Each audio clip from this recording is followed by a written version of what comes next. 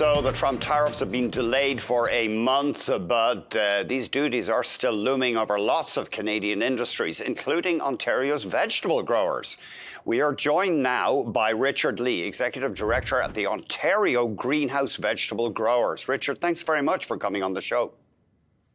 Andrew, thanks for having me. I think people would not realize we have such a huge export business in the States. Your members, more than 85% of their product goes down to the U.S.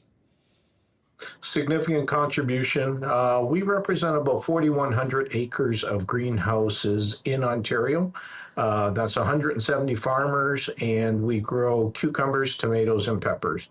In 1 year, we grow approximately 505 million kilograms of produce. 85%, as you had indicated, is exported to the United States. It's within a day's drive of our borders, ensuring the freshness, and we can access approximately 58% of the population located east of the Mississippi and as far down as the southern tip of Florida. What's the competitive advantage that Ontario has? Is it cheap, relatively cheap energy, or I know that's a big cost for you guys? Cost is our biggest cost, our labor and energy. Ontario is ideally situated where we can we have the most sunlight throughout the year based on our location. And, you know, we have an area where farmers have invested over 60 years. So you have the critical mass located in southwestern Ontario. You have the expertise. You have natural resources. You have maximum light conditions. And as you can appreciate, the supplemental lighting helps us reduce our reliance on imported product by being able to grow year-round now. That's interesting. We're talking about places like Leamington, I think in southwestern Ontario in particular. You're obviously concerned about the threat of tariffs. How damaging would that be if they came in at 25%? Very detrimental to our sector. As I'd indicated in previous interviews, I'm very optimistic that some kind of agreement can be reached between the countries and the integrated North American trading bloc can be maintained and enhanced and fortified to support one another's economies.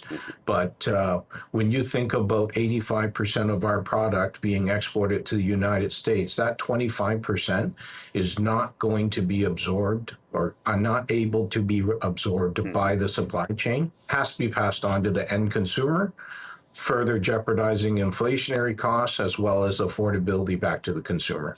Who would your big competitors be? I guess domestic U.S. greenhouse growers are one group. Yeah, so the domestic production is a small portion based on the time of year. You also have Mexican produce coming into the country and other countries providing fresh greenhouse veg into the U.S. market. The Dutch, Dominican supply some produce as well. So, you know, when you think about displacing product on those store shelves, how do you feed North America while maintaining tariffs such as the ones proposed? Do you have much of an export market outside of North America? Any market share in Europe?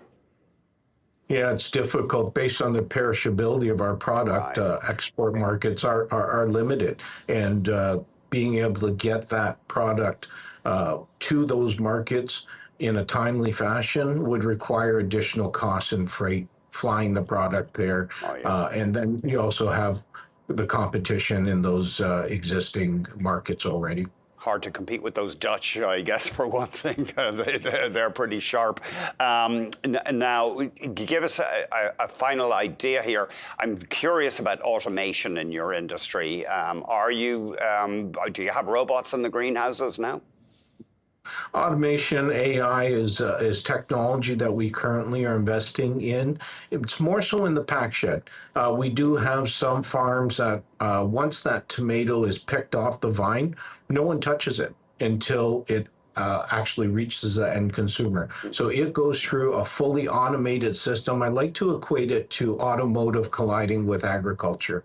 You have indexing of bins that have been all brought into the packing area, and it's packed and shipped without anyone touching it. We need to invest heavily on some of that robotics and automation to displace our reliance on labor and reduce our costs further to remain competitively viable. Richard, thank you very much for joining us. You're welcome, Andrew. Take care. Richard Lee, Executive